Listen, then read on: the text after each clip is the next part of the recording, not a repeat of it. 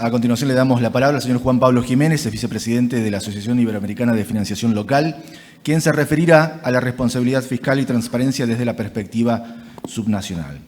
Juan Pablo es licenciado en Economía por la Universidad de Buenos Aires, es máster en Políticas Públicas de la Universidad de Columbia en Estados Unidos y máster en Economía del Instituto de Itela. Es vicepresidente de la Asociación Iberoamericana de Financiación Local, profesor de Finanzas Públicas de la Facultad Latinoamericana de Ciencias Sociales e investigador. Fue director de la Oficina de la Comisión Económica por América Latina y el Caribe en Uruguay y coordinador del área fiscal de la División de Desarrollo Económico de la CEPAL Santiago de Chile. Trabajó también en el Ministerio de Economía y en el Congreso Nacional Argentino, en el Departamento de Asuntos Fiscales del Fondo Monetario Internacional, FMI, como profesor visitante y miembro del panel de expertos fiscales. Es autor de numerosos libros, artículos y publicaciones en temas de desarrollo económico, economía pública, tributación política, fiscal y cambio climático, también sobre políticas sociales, desigualdad y federalismo fiscal. Le vamos a recibir con un fuerte aplauso, por favor.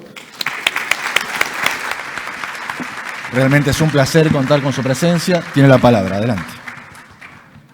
Cuidado por acá, ¿no? Bueno, buenos días. Sí. Ellos son jóvenes, pero yo me caigo ahí, ¿sabes? Hasta que se me suelde un hueso a mí. Bueno, buenos días a todos. Es un gusto. Muchísimas gracias a Gonzalo, a la SAP, por la posibilidad de estar acá. La verdad es que es un gusto estar en Mendoza y ver a tantos amigos, viejos amigos, y hablar de una de mis obsesiones, podría decir, que tiene que ver justamente con cuál es el rol de las reglas macrofiscales. Yo voy a estacionar el helicóptero en temas más de relaciones fiscales intergubernamentales. No voy a llamar las reglas fiscales subnacionales porque me parece que suelen abarcar un poco más, ¿no? Suelen abarcar la relación entre gobierno central y gobiernos subnacionales. Entonces, para eso me ordené de la siguiente manera. Tengo una presentación un poco larga, me pasa eso. Así que cuando se aburran me avisás y vamos directamente a las conclusiones o cambiamos de tema. Eso nunca siempre es posible. Pero bueno, un poco contarles la motivación de esto. Creo yo que hay muchos motivos para que los temas de relaciones de reglas de institucionalidad fiscal intergubernamental y de reglas fiscales intergubernamentales es central en la región. Voy a hablar mucho más de temas de experiencias comparadas, un poco de la teoría y de experiencias comparadas. Ariel y Rafael fueron mucho más concretos sobre Argentina y sobre una propuesta. Yo voy a hablar un poco más general. Estos son temas que hemos ido trabajando, bueno, que vengo trabajando desde hace años y que hemos trabajado sobre todo post-pandemia. El trabajo que presentaron Ariel y Rafael, que efectivamente, revisándolo, es muy actual, pero es anterior a la pandemia. La pandemia nos significó una tensión adicional en términos presupuestarios y en términos de relaciones fiscales intergubernamentales. Entonces, teoría y evidencia, hablar un poco de la teoría y de cierta evidencia empírica, ver las experiencias internacionales, ver un poco, aterrizar en América Latina. En América Latina, creo yo, las reglas fiscales intergubernamentales son han sido mucho más importantes fundamentalmente, y esto lo vamos a mirar, lo voy a tratar de mostrárselo mirando los casos, porque nacieron las reglas fiscales como una manera de ordenar la relación intergubernamental. O sea, la de Brasil, la de Argentina, a fines del 98, 99, fueron sobre todo una manera de... Acuérdense lo que eran esos años, ¿no? Ustedes eran muy jóvenes, pero algunos de los que están por acá se acordarán lo que fue a partir de la segunda mitad de la década de los 90, en términos subnacionales, pero no en Argentina, en toda la región, ¿no? La descentralización, bueno, vamos a hacer un poquito de historia. Y después algunas principales lecciones y algunas reflexiones en la agenda futura. Ese es un poco el programa, vamos a ver hasta dónde llegamos. A ver...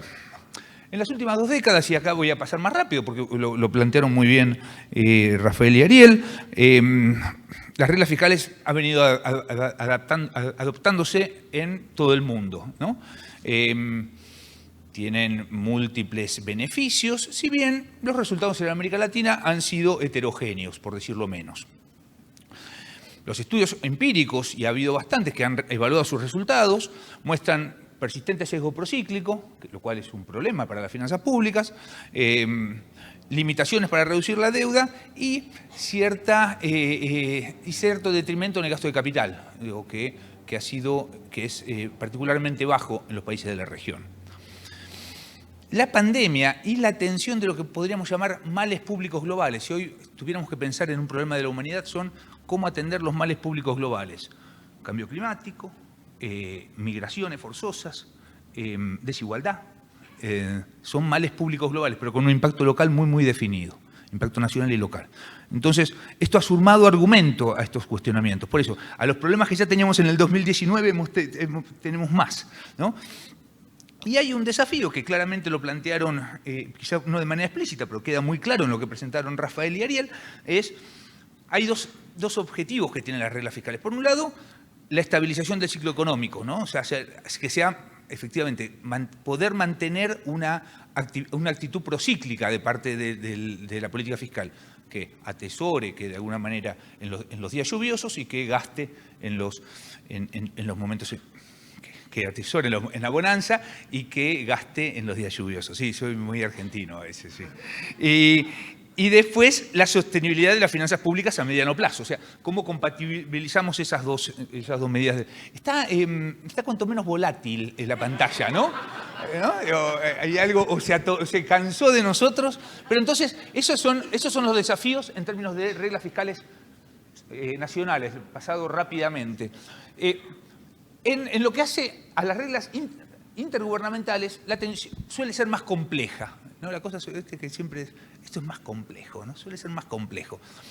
Primero, que existe una asignación de responsabilidades, de ingresos y gastos entre distintos niveles de gobierno, que es diferente entre países y que cambia con el tiempo. Digo, a nosotros nos cuesta pensarlo eso, porque tenemos mecanismos de financiación subnacional que vienen desde fines de los 80, ¿no? La ley de coparticipación. Y en el medio pasó de todo. En el medio las provincias tienen más funciones, han tenido menos, han pasado cosas, ¿no? Entonces, pero eso requeriría una atención, esa asignación diferente de gastos requeriría una atención diferente, o sea, requeriría una institucionalidad fiscal intergubernamental que de alguna manera se adapte. Nosotros hemos tenido una muy rígida y después han sido parches y remiendos. No les voy a contar nada que ustedes no sepan. Entonces, las reglas fiscales subnacionales se focalizan en las restricciones al endeudamiento, objetivo que no debiera interferir, pero hay conflicto con la función de estabilización macro que habitualmente en el federalismo fiscal tradicional, ¿no?, de Macri para acá, se asigna al gobierno central. Y a partir de la creciente descentralización del gasto en infraestructura, mundialmente ha habido una creciente descentralización del gasto, de la inversión pública, del gasto en infraestructura, se intentaron reformular algunas de las reglas fiscales intergubernamentales, de manera que ampliar el espacio de endeudamiento. Ustedes saben, no podemos, el gasto en infraestructura con financiamiento corriente no parece una buena recomendación presupuestaria. En países, como les decía, en países descentralizados, las reglas fiscales subnacionales son particularmente importantes.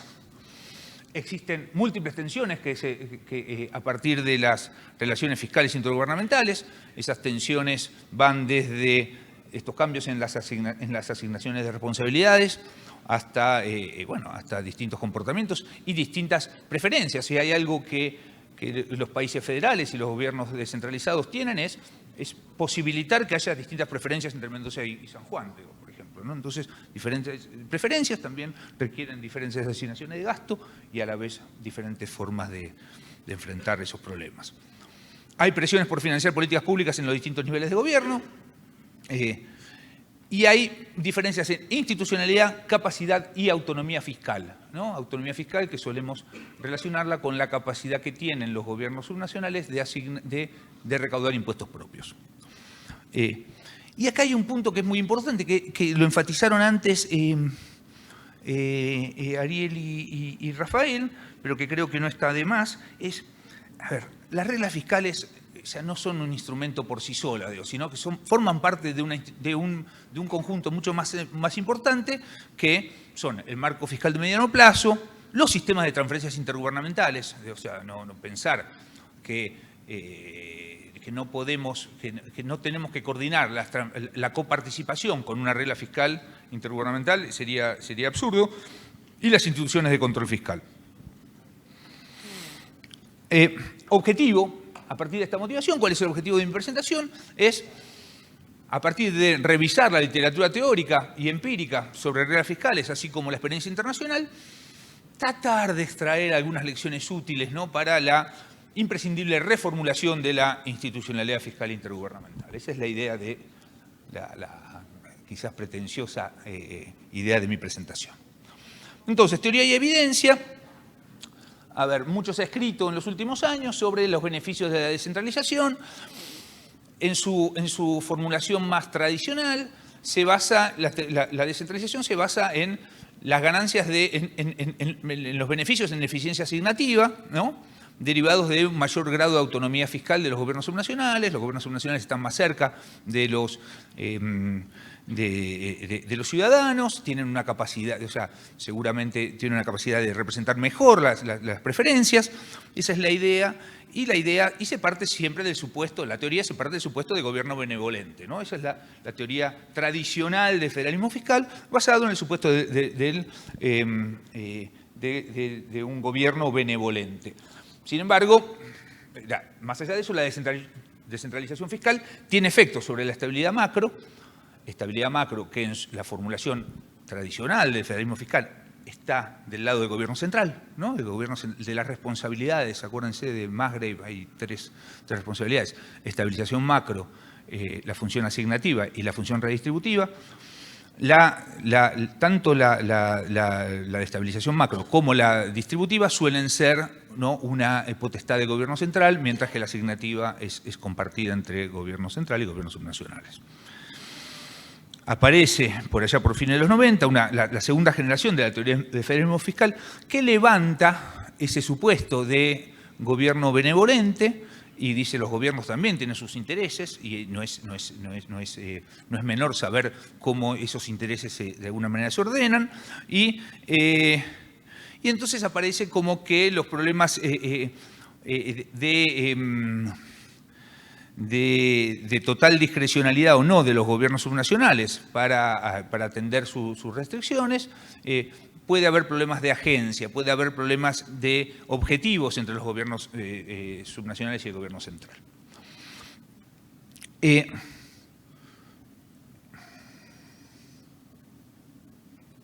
Ahí está, disculpen. Entonces, a partir de ese problema de objetivos, aparece la necesidad, ¿no?, de ese cierto sesgo al déficit que hay a nivel subnacional, que puede no relacionarse con la necesidad de ahorros a nivel de gobierno central, ¿no? Aparece la necesidad de las reglas fiscales.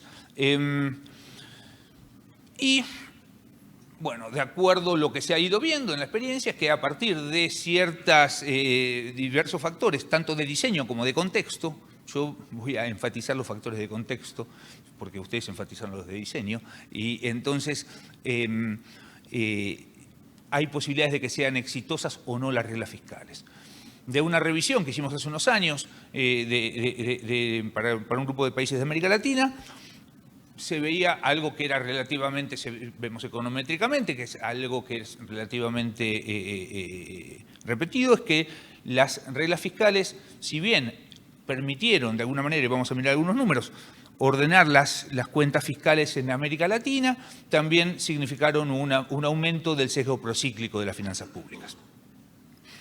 Entonces, el objetivo central de las reglas fiscales intergubernamentales es alinear las decisiones, las preferencias colectivas con las decisiones de gasto de las autoridades subnacionales, lo cual de alguna manera se piensa que se puede hacer restringiendo la discrecionalidad fiscal a partir de reglas fiscales.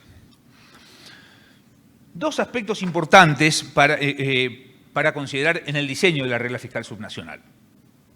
Las reglas pueden llevar a que los gobiernos subnacionales puedan tomar decisiones de gasto subóptimas con el objetivo de cumplir las metas estipuladas, lo que puede significar que gastemos menos en inversión que lo que debiéramos gastar, o sea, ¿no? Que de alguna manera terminen encorsetadas por la regla fiscal. Y las reglas fiscales no solamente deben, como pasaba con las reglas fiscales de primera generación en la región, no deben solamente evitar un déficit sistemático y un aumento de la deuda, sino también dar espacio para responder a shocks no anticipados, como la pandemia, como las crisis macro, ¿no? De alguna manera dar espacio fiscal que permita hacer una política fiscal contracíclica. Algunos mensajes de la evidencia empírica. La experiencia internacional distingue entre variados tipos de reglas fiscales subnacionales que van en línea con la tipología que presentaron previamente Ariel y Rafael. No son fáciles los trabajos de evaluación de desempeño de la regla fiscal, porque no existe el contrafacto. O sea, es muy difícil aislar eso, ¿no? del comportamiento. O sea, termina siendo un comportamiento endógeno, se termina siendo muy difícil aislar, ¿no? el resultado de la existencia de la regla, ¿no? Entonces, hay que ser un poco humilde a veces con lo que decimos sobre si son exitosas o no, ¿no? Y ahí lo que uno ve es que, de alguna manera, en esa explicación de si son exitosas o no, los factores de contexto importan tanto o más que el diseño de la regla. Entonces, y ahí está la autonomía fiscal, o sea, la capacidad de generar impuestos propios, la ausencia de rescate financiero, la presencia de un bajo desequilibrio fiscal vertical, o sea, que sean menos dependientes de las transferencias, y la institucionalidad política que le da forma al gobierno. O sea, hay temas de economía política importantes. Experiencias internacionales. Nosotros, yo me baso en varios trabajos, pero esto en particular es de un trabajo que hicimos en el año 2021 con Jaime Bonet, Leonardo Letelier y Ignacio Ruelas, para el Banco de la República de Colombia. Mirando un poquito, digo, para el que lo quiera mirar, esto está bastante...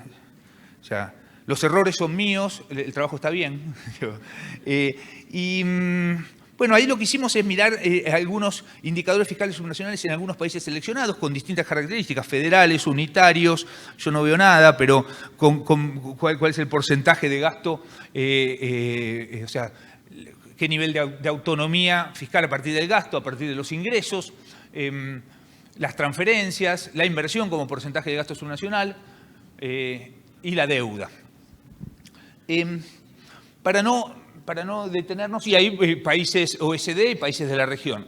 Para no detenernos, les cuento un poco qué decíamos ahí.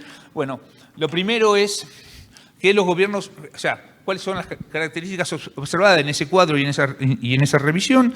Los gobiernos federales registran un gasto subnacional mayor al 30% del total del gasto del gobierno general. Los gobiernos unitarios y descentralizados de la región registran también un gasto subnacional mayor al 35% del total del gasto del gobierno general.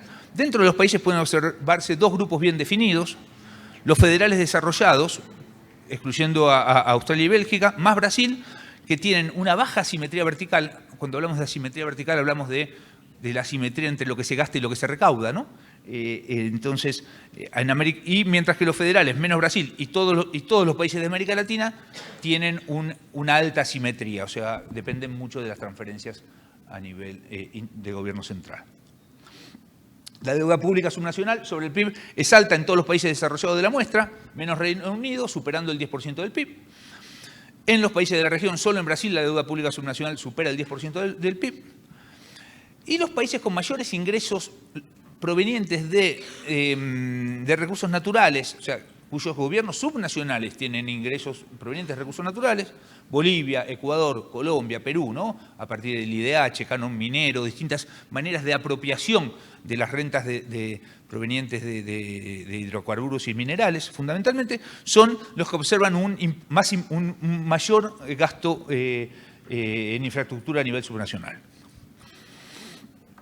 Entonces, ¿cuáles son las principales características de las reglas fiscales subnacionales a nivel global? Una manera de ordenarlas que nosotros encontramos es mirar la organización institucional, la simetría vertical, cuál es el tipo de gasto descentralizado, gasto social, como en los países, como en las grandes federaciones de América Latina, ¿no? Argentina, Brasil, México, ¿no? O gasto en infraestructura, como en los países andinos en América Latina. Y cuál es el monitoreo, cumplimiento y sanciones de las reglas fiscales. Entonces, ahí diferenciamos entre países unitarios y países federales. Lo que vemos es que en los países unitarios, los objetivos de las reglas fiscales en los países OECD están centrados en control de déficit, gasto y deuda. Y la cobertura de las reglas a nivel local responde obviamente a los tratados supranacionales de la Unión Europea. En América Latina, los países unitarios cuentan con reglas fiscales centradas en control de gasto y de deuda, tienen baja recaudación de ingresos propios, asimetría vertical muy alta y el endeudamiento subnacional es relativamente bajo. A diferencia de eso, en los países federales de la región, que tienen quizás también control de gasto, deuda y balance presupuestario en sus reglas, pero el gasto de los gobiernos subnacionales supera el tercio, más del 33% del gasto, y tienen un alto endeudamiento. Asimetría vertical, los países de la OCDE con asimetría vertical alta, el común denominador es que todos operan con reglas fiscales cuyo objetivo es controlar el endeudamiento, destacándose Bélgica y Reino Unido. En aquellos países OECD con asimetría vertical baja, en cada uno se implementó su regla propia fiscal, se destacan Estados Unidos, cuyo cada estado tiene su regla fiscal, Canadá, Australia y Alemania. Los objetivos apuntan a gasto, balance y deuda. En América Latina, Argentina, Bolivia, Ecuador, México y Perú muestran asimetría vertical alta con reglas orientadas a controlar el endeudamiento. En cambio, los países con baja asimetría vertical, Brasil, Colombia, Costa Rica, donde tienen reglas donde apuntan a una convergencia en el gasto público. Alta injerencia, o sea, distintos tipos de gasto asignado a nivel subnacional y alta injerencia en la ejecución de la inversión pública.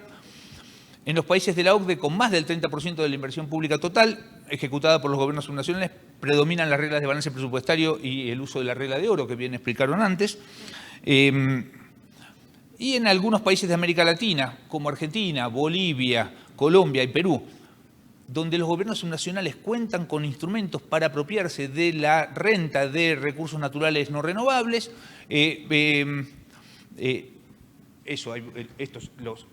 son muy importantes en aquellas provincias productoras, o en aquellos estados productores, la recaudación por recursos naturales no renovables y a la vez, en muchos casos, tienen orientación, tienen gasto asignado para el gasto en infraestructura o en inversión pública. En lo que se refiere al monitoreo, cumplimiento y sanciones, cae en distintos estamentos de la revisión de la experiencia internacional, sea Ministerio de Finanzas, Ministerio del Interior o una institución fiscal independiente. Hay distintos tipos de medidas, ¿no?, que van desde la reducción del acceso a subvenciones hasta imposición de sanciones, medidas correctivas, sustitución de funcionarios, incluso la obligación de fusiones municipales. Y se utilizan distintos mecanismos de escape para enfrentar los shocks. Vamos a ser totalmente honestos, ninguno de ellos funcionó durante la pandemia. No hubo ningún país que mantuviera sus reglas fiscales, ¿no? Ni siquiera en Europa. Yo sé que somos los peores de todos, pero hay que ser honestos, porque si no, ningún país pudo mantener. Y en el 2008 pasó algo parecido. O sea, los shocks, las reglas fiscales que supimos diseñar en el mundo no no responden, no tienen la capacidad de responder a estos shocks. Por eso hay toda una discusión, digo, yo por ahí salteándome y hablando mucho, pero hay toda una discusión en el mundo si hoy las reglas fiscales son el instrumento. Blanchard, que es el gran ideólogo de las reglas fiscales, hoy dice, él plantea estándares contables, digo, o sea, ¿no? Ese es el mundo del presupuesto, ¿no? Ese es vuestro mundo. Digo. O sea, no, pero digo, entonces no nos atemos a reglas que no vamos a hacer cumplir. O sea, hay una discusión que de alguna manera trato de reflejar en esto.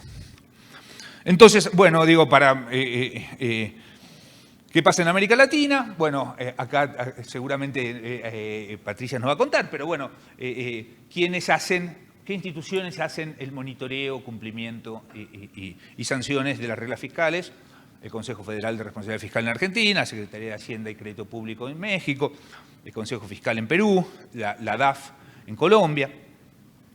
Bueno, esas son las... ¿Cuáles son los principales hitos de las reglas fiscales a nivel global y los cambios en sus objetivos? Bueno, uno puede ver en 1990, ¿no? Los países en desarrollo adoptan algunas reglas fiscales para controlar el endeudamiento. El Tratado de Maastricht del 92 es el foco señero en lo que hace a reglas fiscales. Se hacen eso, bueno, tuvo un diseño muy tradicional, después se hicieron algunos cambios, ¿no? De manera que los factores externos, siempre el tema de cómo los factores externos pueden impactar en los objetivos de la regla, ¿no? La crisis del 2008, los países comienzan a adoptar cambios para flexibilizar las reglas fiscales y el COVID-2019 sí, claramente le pone o sea, es la frutilla de la torta, o mejor dicho, es el comienzo de una torta nueva. Nos hace replantear y reformular las reglas a nivel mundial. ¿Qué pasó en América Latina?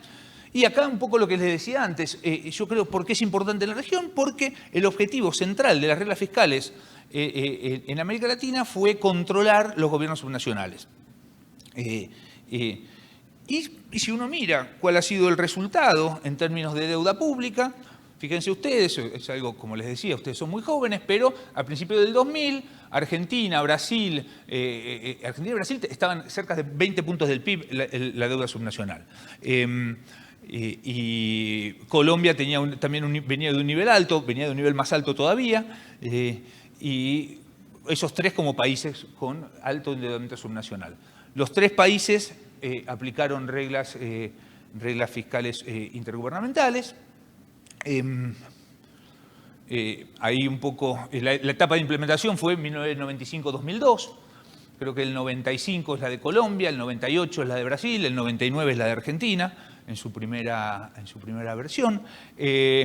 Y tenían un enfoque, en los tres casos muy parecido, un enfoque contractual, ¿no? Que eso es diferente a la regla fiscal, a la Maastricht, ¿no? Era una regla en la cual el gobierno central cambiaba con los gobiernos subnacionales que tenían alta deuda y alto déficit, cambiaba un programa de convergencia al equilibrio y de reducción de deuda con la renegociación de deuda a nivel de gobierno central, ¿no? Y entonces ese enfoque fue replicado en los tres países, ¿no? Tanto en Colombia, en Brasil y en Argentina, con diferente suceso, ustedes saben. Hay una etapa de consolidación, 2003-2009. Es difícil, como le decía, hacer la evaluación de 2003-2009 es el periodo virtuoso en la región. Es un periodo virtuoso, digo, porque no solamente es un periodo virtuoso en la Argentina, seguramente, sino que es un periodo virtuoso en términos de finanzas públicas y de crecimiento. ¿Me decías a mí? No. Y está muy bien, ¿no? Sí. Si me tocas el reloj, yo paro. Entonces, hay pero en esa época, y lo veíamos recién, baja de deuda, mejora de indicadores fiscales, mejora de todo tipo macro, ¿no? ¿Qué tiene que ver? En gran parte, vuelvo a decir, es difícil saber cuánto de eso es la bonanza de aquellos bienes que la región exportaba y la baja de tasas de interés a nivel mundial, y cuánto de eso es buen comportamiento. Pero siempre nos queda pensar que el buen comportamiento paga, y en esa etapa de consolidación hubo una mejora. Los países productores de recursos, ahí hay una fuerte descentralización a nivel en los países andinos. Los países andinos en esos años hacen su descentralización, aprovechando el auge de los recursos naturales, de los precios de los recursos naturales no renovables, y casi todos incluyeron transferencias de parte de la renta apropiada a la explotación de recursos. Vuelvo a decir, IDH en Bolivia, Canon Minero en Perú, Fondo de Regalías en Colombia. Y aparece una etapa de reformulación a partir de la crisis del 2008. Crisis de 2008, o sea, que hay 10 años de crisis hasta el, ¿no? Se mantiene, mejor dicho, 10 años de crisis. Hay 2 crisis entre el 2008 y el 2019, ¿no? Importantes. En el medio es una etapa de reformulación de las reglas fiscales, ¿no? Que de alguna manera lo que se intentaron es discutir lo que se llama reglas de segunda generación, ¿no? En las cuales no solamente nos importa el producto, nos importa el ciclo y la tendencia, ¿no? Acuérdense ustedes, hay una regla fiscal en ese sentido, la regla de Chile, que es un poco una orientación al respecto, con muchísimas dificultades de llevarla a nivel intergubernamental, ¿no? Eso tiene muchas dificultades en términos de indicadores, qué indicador usar, cómo separar el ciclo y la tendencia por provincias, no es fácil, ¿no? Más en un país en el cual tienes serios problemas para calcular su PIB a nivel subnacional, como Argentina. Y bueno, el tema de aislar los gastos en inversión pública como una manera también de no castigar a la inversión cuando hay que ajustar. Algunas para terminar. ¿Cuáles son los elementos centrales a tener en cuenta cuando se diseña una regla fiscal intergubernamental? Primero, la organización institucional. No es lo mismo ser federal que unitario, no es lo mismo ser unitario descentralizado o centralizado, no es lo mismo una federación como la argentina y la brasilera, que se origina de abajo hacia arriba, que la mexicana, que es de arriba hacia abajo, ¿no?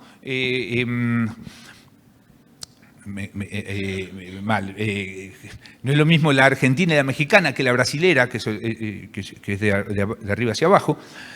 El grado de desarrollo relativo, ¿no? Es algo a tener en cuenta en términos de brechas fiscales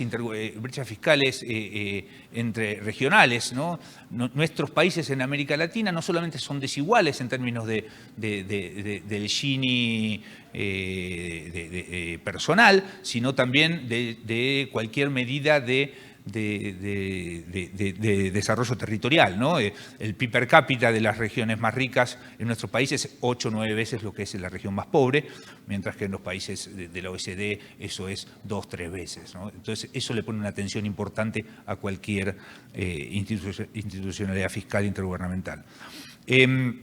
Asimetrías verticales existentes, cuánto recaudan y cuánto gastan. El tipo de ingreso que se recauda, ¿no? Si son recaudaciones que están basadas en la producción de recursos naturales no renovables. Esto hoy es central en la medida en que tenemos un compromiso como humanidad en descarbonizar la economía de acá al 2050. O sea, ¿no? O sea, si vos sos un departamento de Bolivia que vive del IDH, tenés una preocupación diferente a aquel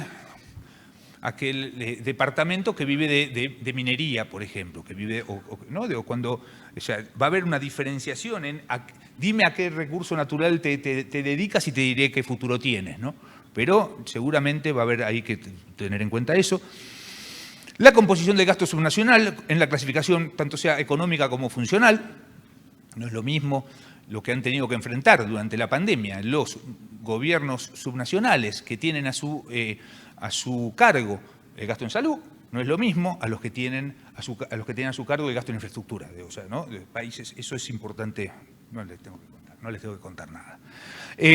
La descentralización del gasto en infraestructura y la existencia de fondos provenientes de la explotación de recursos naturales no renovables. Estos son elementos centrales para tener en cuenta. ¿Cuáles son los factores de contexto importantes, como les decía, para el cumplimiento de las reglas?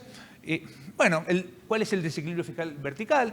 ¿Qué tan dependientes son los gobiernos subnacionales de las transferencias del gobierno central? El historial de operaciones de rescate, bailout, o sea, ¿no? La existencia o no de bailout, o sea, de rescates en la historia también es un dato de contexto a tener en cuenta. La población de las jurisdicciones, ¿no? No es lo mismo, ¿no? Ustedes, no voy a decirle la diferencia entre conurbano bonaerense y el resto de las provincias. La institucionalidad y después temas de economía política, ¿no? El sistema, o sea, como les decía antes, hemos levantado el supuesto de gobierno benevolente y nos interesa saber la composición del gobierno y sus funciones objetivos, que no siempre son proveer de manera adecuada bienes y servicios públicos. Entonces, tener en cuenta eso también. Creo que... última, gracias. Bueno, esto creo que es importante y lo dejo para el final, pero creo, a ver, tengamos en cuenta que las reglas fiscales subnacionales son parte de instituciones que lo incluyen y le dan forma. Esto tiene que ver con las reglas fiscales nacionales, que bien nos presentaron antes, Ariel y Rafael, la institucionalidad fiscal intergubernamental, ¿no? Estos elementos que les decía antes, marco de mediano plazo, instituciones fiscales independientes si existen, régimen de transferencias, claramente. La adecuada coordinación entre estos diferentes elementos es fundamental y esa coordinación sirve para potenciar estabilidad y sostenibilidad macroeconómica, consistencia intertemporal, transparencia y rendición de cuentas. Muchas gracias.